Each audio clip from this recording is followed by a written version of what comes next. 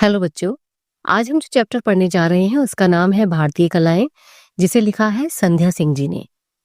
इस पाठ में भारतीय चित्रकला, नृत्य कला और संगीत कला की विविधता और उनके इतिहास के बारे में बताया गया है। और साथ ही ये भी बताया गया है कि कैसे इन कलाओं ने प्राचीन समय से लेकर आज तक भारतीय जीवन में अपनी महत्वपूर्ण भूमिका निभाई है। ये कलाएं न केवल मनोरंजन का साधन है, बल्कि हमारी सांस्कृतिक धरोहर को जीवित रखने का एक जरिया भी है। कलाएं भावों और विचारों को अभिव्यक्त करने का सशक्त माध्यम है, यानी उन्हें बताने का या समझाने का एक मजबूत जरिया है। चित्रकारी, संगीत और नृत्य जैसी विभिन्न कलाएं प्रकृति और मानव जीवन के पहलुओं को अपने अनोखे रूपों में प्रस्तुत करती है। हमारा भारत विविधतापूर्ण और उत्सव धर्मी देश कहलाता है। इस देश में कला का गहरा संबंध त्योहारों, उत्सवों और जीवन के हर पहलू से है।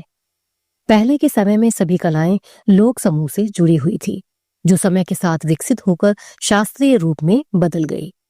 गुप्त काल कला का स्वर्ण युग माना जाता है।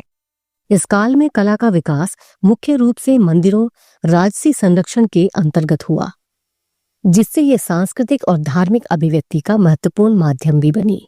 चित्रकला की अगर बात करें तो भारत में शैल चित्र, अजंता एलोरा की गुफाओं में बने हुए चित्र, लघु चित्र और अस्थायी कला के जैसे चित्र पाए जाते हैं।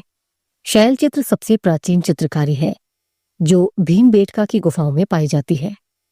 अजंता एलोरा की दीवारों पर बनी चित्रकृतियां बौद्ध भिक्षुओं द्वारा बनाई गई हैं, जो कला का एक अनोखा उदाहरण भी है।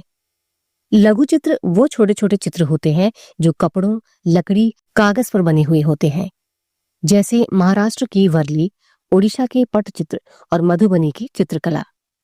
ये सभी लघु चित्र कहलाते हैं। अस्थायी कला जैसे एपण, अल्पना और रंगोली, जो त्योहारों और विवाह से जुड़े हुए हैं। अब बात करते हैं संगीत कला की।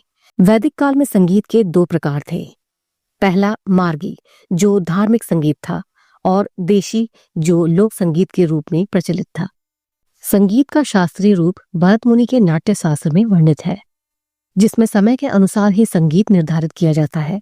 जैसे भैरव राग सुबह के लिए और दीपक राग दोपहर के लिए सही माना जाता है। लोक संगीत में संस्कार गीत, ऋतु गीत और उत्सव गीतों की परंपरा मिलती है, जो भारतीय सांस्कृतिक जीवन का अभिन्न हिस्सा है।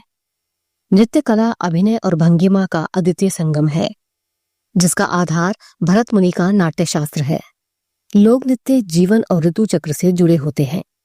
शास्त्रीय और लोक नृत्य के बीच परस्पर संवाद ही भारतीय नृत्य कला की सबसे बड़ी ताकत है। यानी इनकी भी अपनी एक भाषा होती है, जिसके जरिए ये अपने भावों और विचारों को एक दूसरे तक या अपने सुनने और देखने वालों तक आसानी से पहुंचा पाते हैं। भारतीय कलाएं इतनी विख्यात हैं कि इनका प्रभाव केवल भारत तक ही सीमित नहीं रहा, बल्कि ये मध्य एशिया, तिब्बत, चीन, जापान और कंबोडिया जैसे देशों तक भी पहुंचा है। भारतीय कला के विस्तार का प्रमाण क्षेत्रीय विशेषताओं में भी देखा जा सकता है, जैसे गांधार और तिब्बती शैली, जो भारतीय कला और संस्कृति के व्यापक प्रभाव को दर्शाती है। भारतीय कला लोक और शास्त्रीय रूपों के बीच संवाद का, यानी आपसी बोलचाल का अद्भुत परिणाम है। लोक कलाएं जो होती है वो समूह और समुदाय से जुड़ी होती हैं, जबकि शास्त्रीय कला नियम से बंधी हुई और एक व्यक्ति पर केंद्रित होती है। इन दोनों ही रूपों का जब संगम होता है तो ये मिलकर मंच पर और फिल्मों में एक साथ नजर आते हैं, जो भारतीय कला की विविधता और समृद्धि को दर्शाते हैं।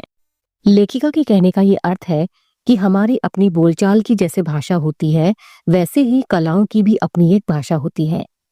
जिस प्रकार हम अपने आसपास के परिवेश, प्रकृति या भावों और विचारों को अपनी भाषा में बोलकर बताते हैं, उसी प्रकार चित्रकारी, संगीत या नृत्य के माध्यम से ही हम अपने आसपास और प्रकृति के बारे में बता सकते हैं।